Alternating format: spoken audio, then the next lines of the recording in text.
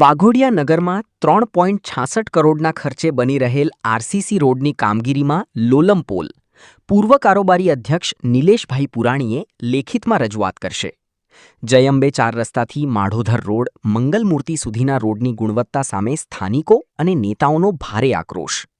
વાઘોડિયામાં જયંબે 4 રસ્તાથી લઈને માઢોધર રોડ મંગલમૂર્તિ સુધી બની રહેલા આરસીસી રોડની કામગીરી છેલ્લા 2 મહિનાથી ચાલી રહી છે. પરંતુ શરૂઆતથી જ આ રોડની કામગીરી અનેક પ્રકારના વિવાદોના વમળમાં ફસાઈ છે.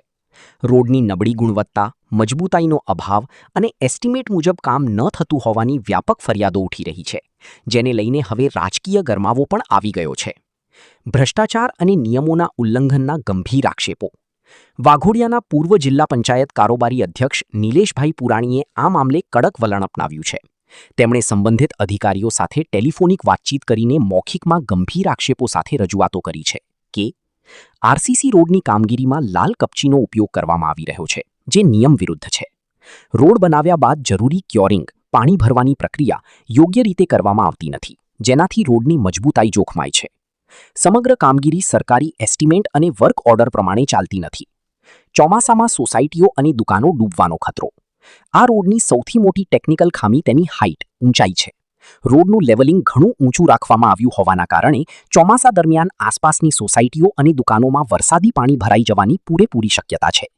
વરસાદી પાણીના નિકાલની કોઈ યોગ્ય વ્યવસ્થા ન હોવાથી સ્થાનિક રહીશો અને વેપારીઓ ભારે ચિંતામાં મુકાયા છે. ગોકળ ગતિએ ચાલતી રોડની કામગીરીને લઈને ટ્રાફિક સમસ્યાઓ વારંવાર સર્જાય છે. ટૂંક સમયમાં શાળાઓ શરૂ થતાં વિદ્યાર્થીઓ પણ ટ્રાફિકની સમસ્યાને જોખમકારક છે. રોડની કામગીરીમાં મોટા પાયે ભ્રષ્ટાચાર. આશા ન્યૂઝ ગુજરાતી રિપોર્ટ, ઉમર મંસૂરી, વાઘોડિયા. ભારતીય જનતા પાર્ટીની સંવેદનશીલ સરકાર લોકોની સુખાકારી માટે માન્ય ભૂપેન્દ્ર પટેલ સાહેબ એવું કહે છે કે તમે કામ માંગો એટલા રૂપિયા સરકાર પાસે છે. તો જનતાના પરસેવાની કમાણી વડે આજે રોડનું કામ આશરે 3 મહિના કરતાં વધારે ટાઈમથી ચાલી રહ્યું છે. તો તંત્રને આજે હું ત્રીજી વાર ફોન કર્યો કે આ એસ્ટિમેશનની અંદર આજે પથરાયેલો લાલ પથ્થર દેખાય છે કે ખરેખર રોડના એસ્ટિમેશનમાં આવે છે. જો નહીં તો તાત્કાલિક લઈને મજબૂત નાખવામાં આવે, અને જો આવતો હોય તો મળતો નથી. પણ સરકારી એસ્ટિમેશન પ્રમાણે જે કરોડો રૂપિયા ખર્ચાઈ રહ્યા છે એ લોકોના ટેક્સના પરસેવાના પૈસા છે. મારો ગરીબ ગામડાનો માણસ એનો મીઠું ખરીદે છે, એમાંથી બી ટેક્સ જાય સરકારમાં, કે માલદાર લોકોનો બી ટેક્સ જાય છે. એના પૈસા રોડ થઈ રહ્યો છે.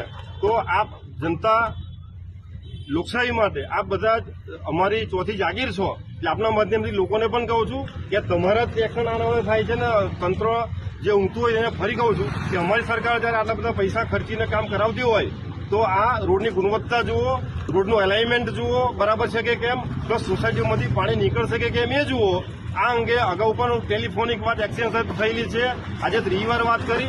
આજે આપના માધ્યમથી જનતાને પણ જણાવું છું કે રોડનું અલાઇનમેન્ટ, રોડની ગુણવત્તા માટે આજે મટીરિયલ દેખાઈ રહ્યું છે લાલ તે, અને સોસાયટીનું પાણી નીકળી શકે તેમ છે કે કેમ, આની બરાબર બધાએ ચકાસણી કરી. આપણું છે, તમામ લોકોનું છે.